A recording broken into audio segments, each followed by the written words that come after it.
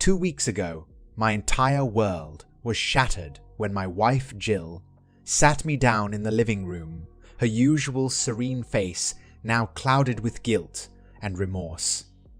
The scent of cigarette smoke hung in the air, a telltale sign that she had been trying to calm her nerves before this conversation. She spoke in a shaky voice, telling me we needed to talk. My mind raced with worry, wondering what grave mistake she could have made. Had she lost something valuable? Damaged the car, but nothing could have prepared me for what came next. Jill confessed to having an affair, a month-long affair that I had no inkling of. The shock and betrayal washed over me as she explained how it had all happened in November and ended in December. She could have hidden it forever, but her guilt got the best of her, and she decided I deserved the truth.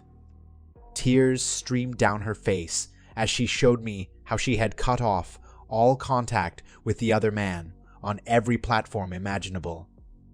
In their chats, she only spoke positively of me and acknowledged the wrongness of her actions. My heart ached with pain and confusion as I struggled to come to terms with the devastating truth. The details of the affair, while not important in itself, were still shocking to me when I first heard about it. Jill was always a person of high morals and strong principles, her motto being that the world may be a difficult place, but that's no excuse to be a shitty person. She always strived to do and be better, but in this instance, she faltered. At first, I couldn't fully grasp the gravity of the situation.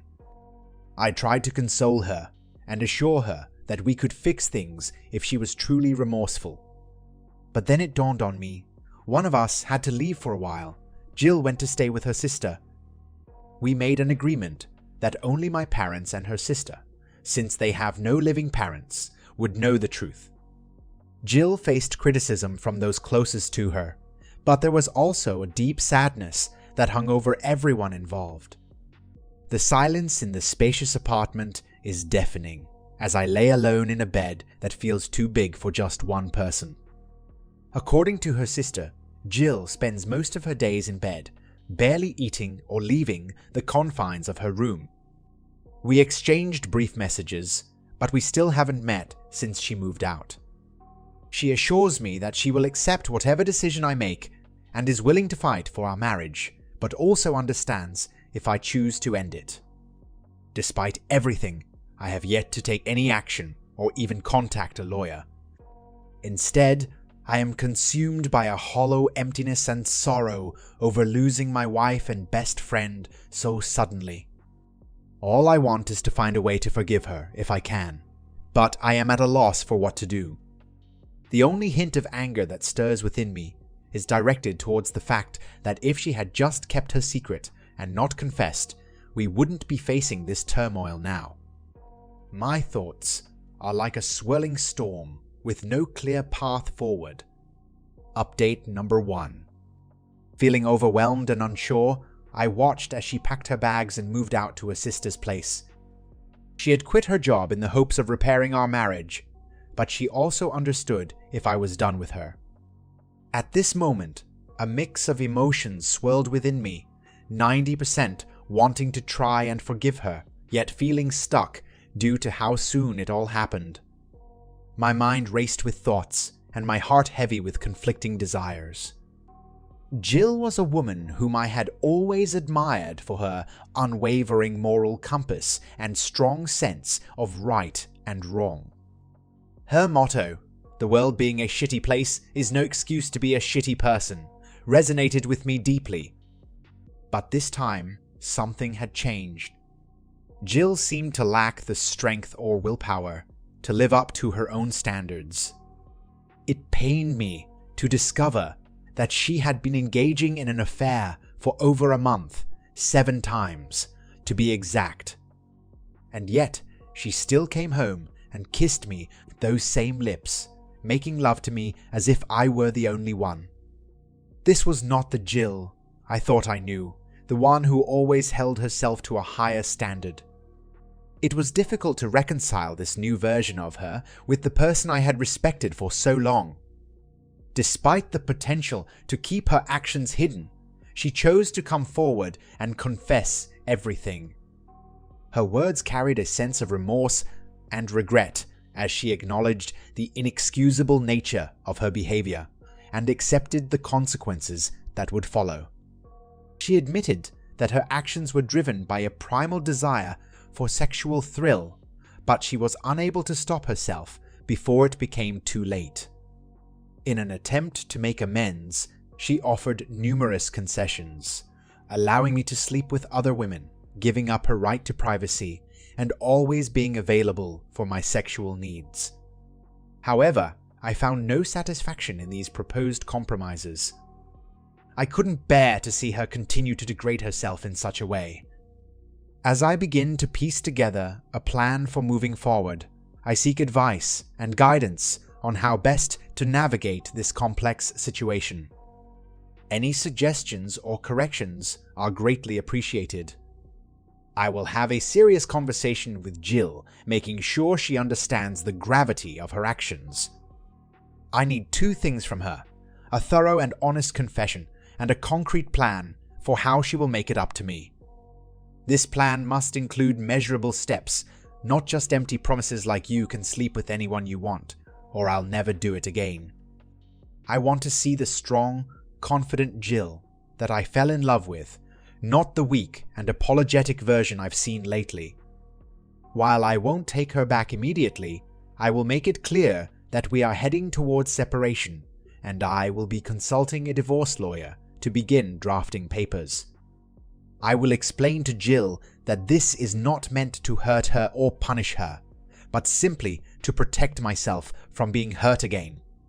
She needs to understand that her actions have deeply betrayed my trust and caused me pain and suffering, leaving me rightfully afraid of her. If we do decide to work on our marriage, there will be no going back to the way things were before.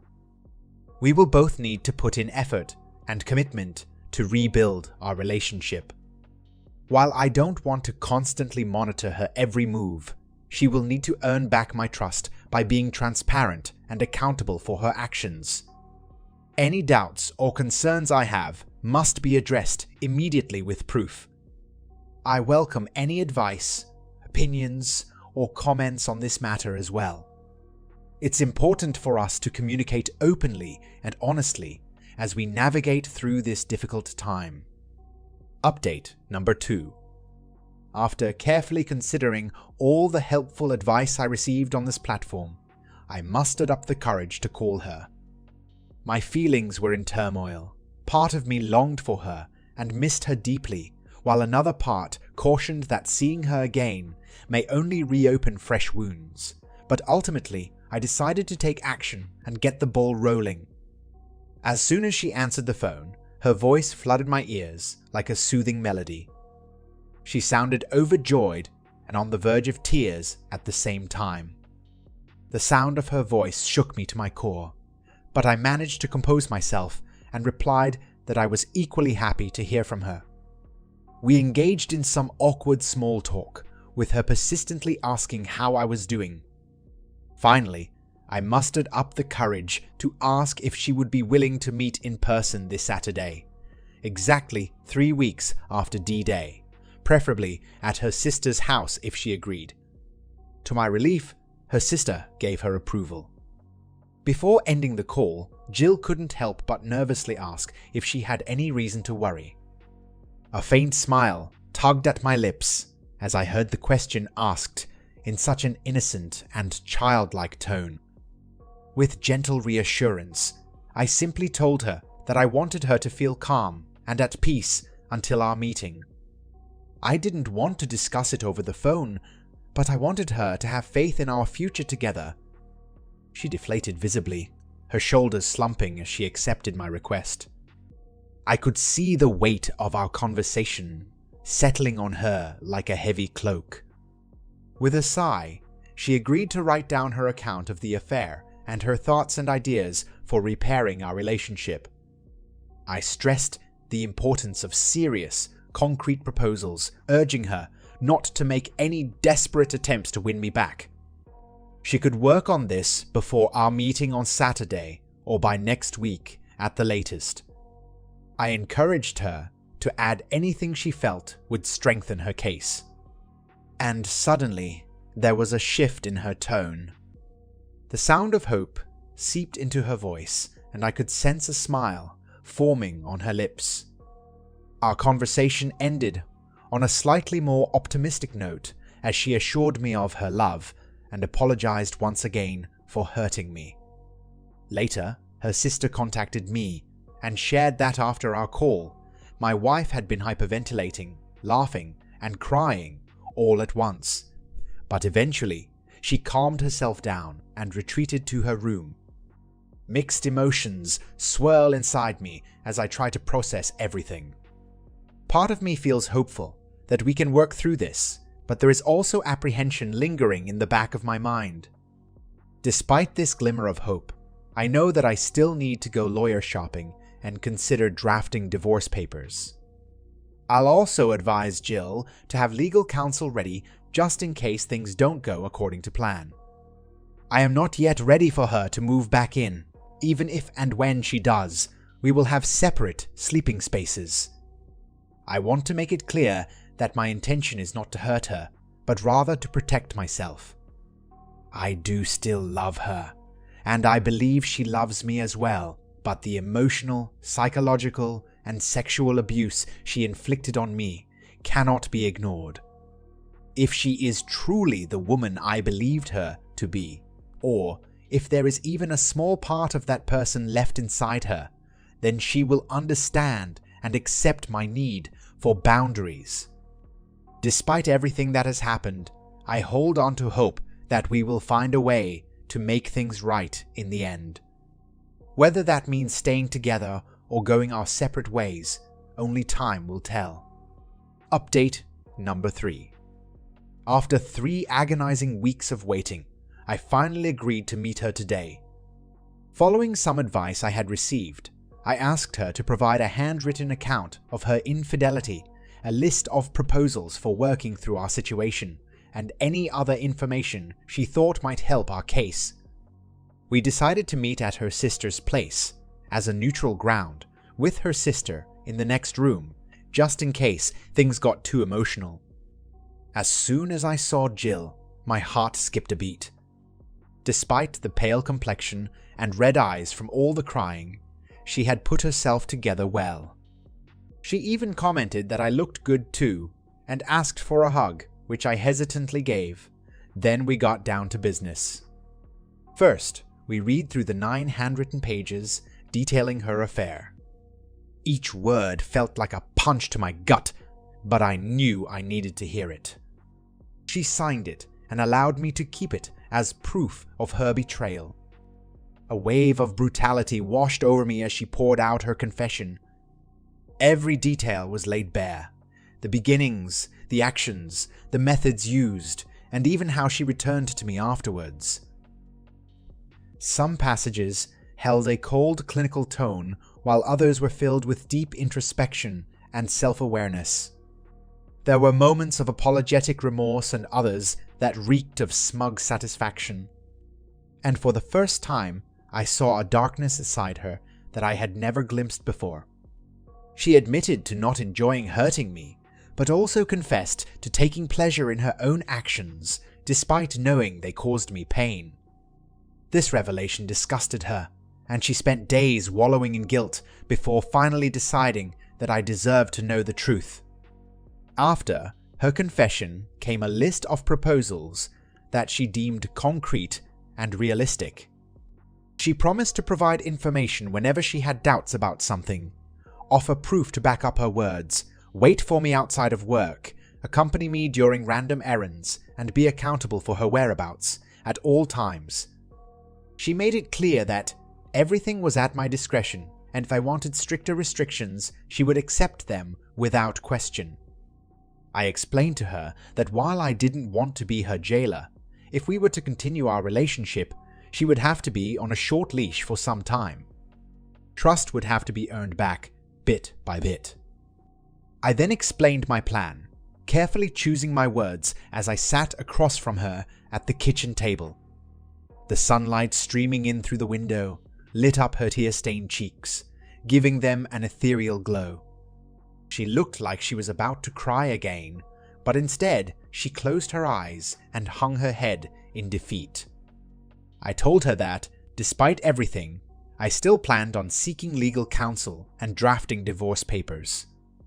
Her eyes snapped open and fear flickered across her face before she quickly composed herself. She nodded, understanding the gravity of the situation. I made it clear that she needed to seek therapy and that it would be on her own dime. We would also need to separate for a while, and if her sister could provide a place for her to stay, great. If not, she would have to find her own accommodations. Jill agreed, resignation evident in her voice. She turned to me with watery eyes and said, "You don't deserve any of this. You deserve someone who won't betray you like I did. Someone who makes you happy like you make them." I couldn't argue with her words, but I knew it would be best to end the meeting before my emotions got the better of me. We parted ways with those heavy thoughts hanging in the air between us. I reassured her that whatever happened, it wouldn't be the end of the world. She meekly countered that it would be the end of hers. It was a sobering realization for both of us. As we said our goodbyes, she asked for another hug, which I gave without hesitation. In a quiet whisper, she told me that no matter what happens, she will always love me and is deeply sorry for what she did. On my way out, I made small talk with her sister, whom I'll refer to as Kiara, who had been waiting patiently on the stairs. As we walked, her ears caught snippets of our conversation, and I condensed it for her. She nodded thoughtfully, acknowledging that she found my summary to be fair. However, she couldn't help but agree with Jill's viewpoint, that I did not deserve this treatment, and that there were plenty of faithful women who would give anything to be with me. Swiftly, she added that the Jill she used to look up to as a big sister was no longer present, replaced by someone she could only feel pity and love towards, but not respect. With a gentle tone, she expressed admiration for my attempts at handling everything calmly and trying to find a resolution. But if I allowed myself to be taken advantage of by Jill, if her apologies were insincere, that respect would quickly dissipate. And if things escalated, and I sought out another partner, she admitted that even she may lose respect for me and choose to leave. That's where we stand now in our relationship. Update number 4. This coming Monday, I will be meeting with a divorce lawyer to explore the possibility of ending our marriage. My soon-to-be ex-wife is aware of my plans, but I have also made it clear that I am not ready to file for divorce just yet. There are still things for me to sort out and consider before making such a decision. Despite the turmoil in our relationship, she has been surprisingly cooperative and eager to make things right. I can sense her genuine remorse and regret for what she has done to me. She has respected my request for separation and has even taken steps to seek therapy for herself. In an effort to show her sincerity, she has provided me with a written confession detailing her affair, along with her proposals to save our marriage and make amends for her actions. As we move towards a potential divorce, there is a bittersweet mix of emotions between us, anger and hurt, but also love and sadness at the thought of parting ways after all these years together. Despite the pain it brings, I cannot deny the sincerity in her actions and words. Today, she took the initiative to gather numerous photos of us together, some dating back as far as 2012, and shared them on her social media platforms, Facebook and Instagram. I couldn't help but reach out to her about this sudden display, and she responded by saying that she felt compelled to do so, but would remove them if it caused me any discomfort. A part of me believes she did it to show off to her new love interest, but I cannot be certain. In a moment of vulnerability, I allowed her to keep the photos up. As much as it may hurt, I cannot bring myself to erase those precious memories from her online presence. The images serve as a reminder of what once was, and despite everything that has transpired between us, they hold a special place in my heart. Update number 5. Emotions swirl through me, but anger is not one of them. I try to muster it up, but it's like trying to light a damp match. Instead, a heavy sadness settles in my chest, mixed with regret and a sense of emptiness. It's as if all the warmth and color have been drained from my being. I observe her actions carefully, analyzing whether she truly means what she says, or if it's just empty promises. But there is a part of me that wants to believe her, that desperately hopes for reconciliation. She is making an effort, being proactive, and genuinely apologetic. She gives me space, but also reminds me that she is not giving up on us. I am torn between wanting to push her away and wanting to hold on to any shred of love we had left. Things are slowly getting better, but the hollowness lingers. I can't help but wonder if she would feel better if I expressed my anger towards her in a physical way, but that's just not who I am. I could never bring myself to hurt her, no matter how much she may deserve it. In her own words, she wishes I would snap at her or destroy something in a fit of rage. But I know deep down that I will never be capable of such actions towards someone I once loved so deeply. Update number 6. I fulfilled her birthday wish and attended the celebration, though it was far from grand. The atmosphere was rather bleak, with only her sister and myself in attendance to commemorate her special day. As we spoke, I broached the topic of her moving back in with me. Her face lit up at the thought, proclaiming it would be the best gift she could ever receive. However, I remained firm in my decision to decline this offer. Deep down, I knew it was more for my own sake than hers. After all, she had thrown away our 10-year relationship without a second thought. I insisted on taking time to see if I could trust and love this new version of her before considering reconciliation. She understood my point of view and agreed to start off by occupying the spare home office room instead of sharing a bed or bedroom with me immediately. It wasn't a large room, but it wasn't cramped either. She accepted this arrangement and even proposed that we schedule visits to my bedroom in hopes of rebuilding intimacy between us. I remained cautious and reminded her that I needed my personal space at times, no questions asked. One concern that weighed heavily on my mind was her lack of income. I expressed my reservations about potentially having to financially support her if she couldn't find a new job soon enough. To my relief, she reassured me that she had plenty of savings to contribute towards household expenses, and would also be willing to be a stay-at-home wife if I desired. Her words, "Now my full-time job is saving our marriage," struck me as overly melodramatic. Despite my doubts, there were moments where I caught glimpses of the old Jill, who I had loved deeply. These reminders prompted me to give our relationship another chance. Though uncertain of how things will turn out, deep down, I hope this decision won't lead to future regrets. Update number 7. Last week, she was given the chance to come back, and she eagerly jumped at the opportunity. Now, she sleeps in the spare room, her presence filling the house with both familiarity and a sense of longing for what once was. She timidly asked for the possibility of visits to my room, a desire for reconciliation and rebuilding intimacy evident in her eyes. I replied that we would see with time, not wanting to make any promises or give false hope. She is determined to do everything in her power to win me back, her actions and words exuding a sense of determination and regret. And while I may still hold on to feelings of resentment and hurt, she does not take it personally and continues to do all the right things. Tonight, we shared a meal together and watched some mindless TV, trying to fill the silence with something familiar.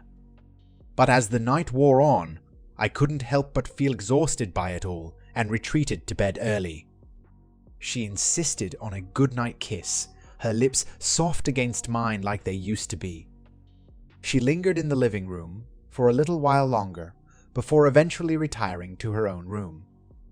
And now, as I lay here in the quietness of the night, my thoughts are filled with uncertainty and hope. With each passing day, I can only pray that things will get better and we can slowly rebuild our connection, piece by delicate piece. Update number 8. 10 days have passed since she returned, and while they may seem like a short amount of time, it has been full of progress. We are both putting in genuine effort and making strides towards reconciliation. I have reclaimed the bedroom as my own, and she has taken the spare room, but we still attend individual therapy and couples counseling to work through our issues. Despite all that has happened, she is giving her all to win me back. She has been incredibly open and honest about her motivations. It is not just because she loves me, but also because our marriage is all she has left. Her career of over a decade is gone, along with her friends who have turned their backs on her. Even her own sister has cut ties with her. She didn't share this for pity, but as a truthful assessment of her current state. There are moments where I almost forget the pain and betrayal from before, and things feel almost as good as they did before. This past Saturday, we spent the whole morning at the shooting range, just like we used to when we were younger. It was such a simple activity, but we both had a blast, and it felt like we hadn't had that much fun in months. Occasionally, she makes subtle advances towards me, whether it's lingering in the shower or changing into light summer pajamas. She also enjoys snuggling up to me and resting her head on my lap while we watch shows on Netflix. Today, when I arrived home from work, she surprised me with an expensive designer watch. As I inspected it, I couldn't help but notice its hefty price tag of €600. Grateful for the gesture, I expressed my discomfort with her spending so much money on me. However, she assured me that her finances were not a concern and that making me happy was worth the cost. For now, I've left the watch in its box and am unsure if I'll ever wear it. It almost feels like a reversal of roles, with the woman buying extravagant gifts to make up for any mistakes made by the man. Thankfully, she understood my hesitation and took no offense. Instead, she simply suggested we return it and find something else that I would enjoy wearing. Despite my reluctance to accept such an expensive gift, her thoughtfulness and understanding only confirmed why I fell in love with her in the first place. Update number 9. Both wayward wife and I are owners of firearms.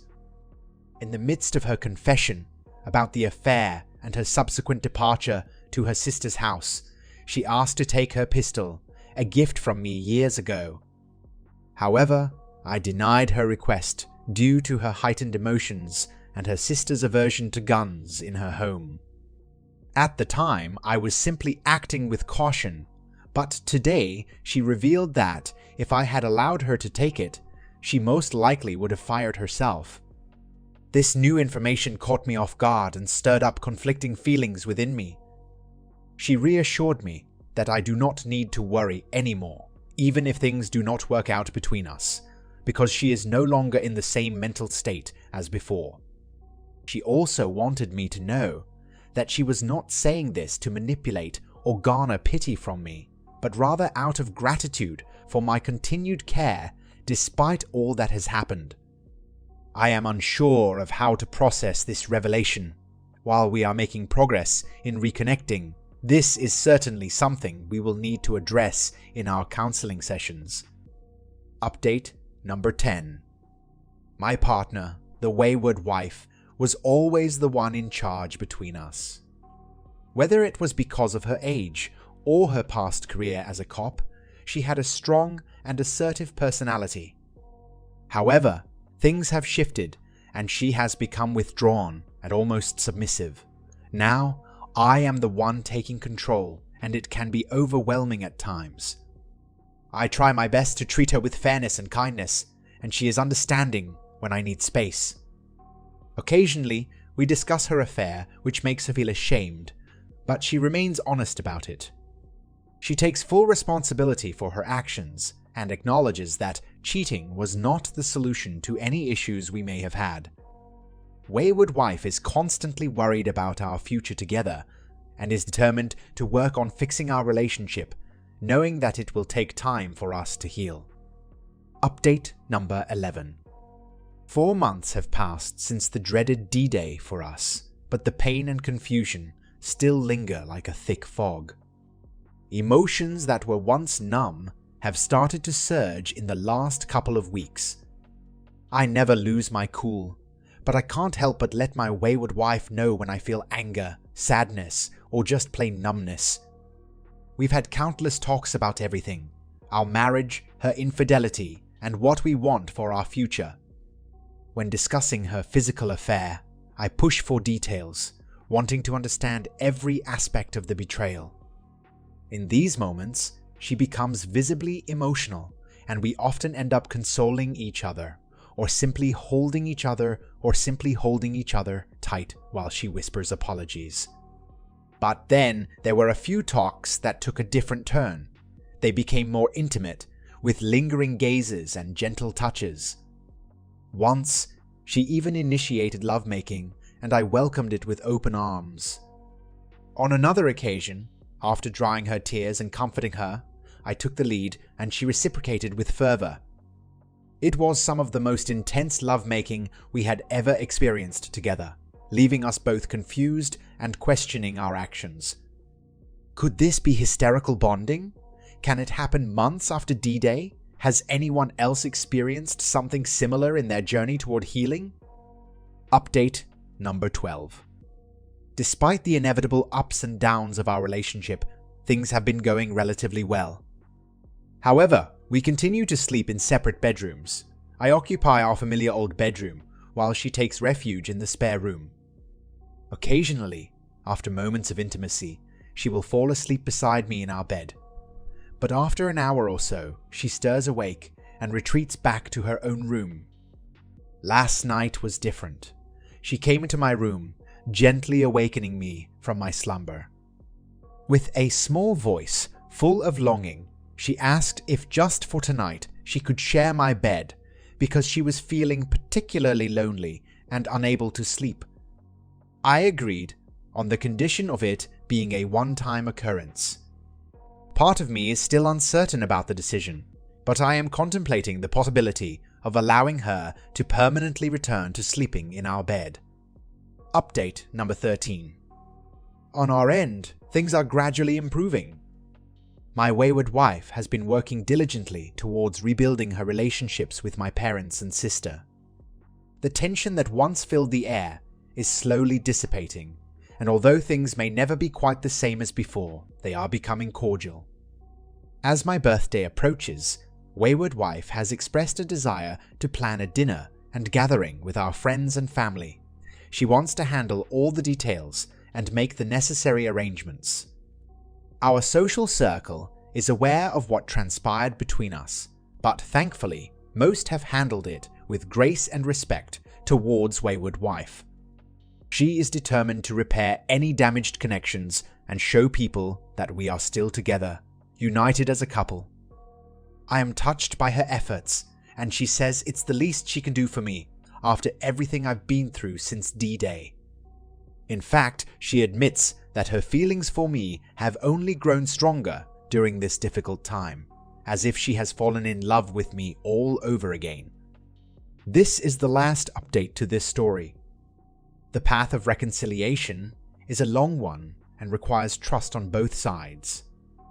If you have made it this far, remember to like and subscribe to my channel for more daily real-life stories.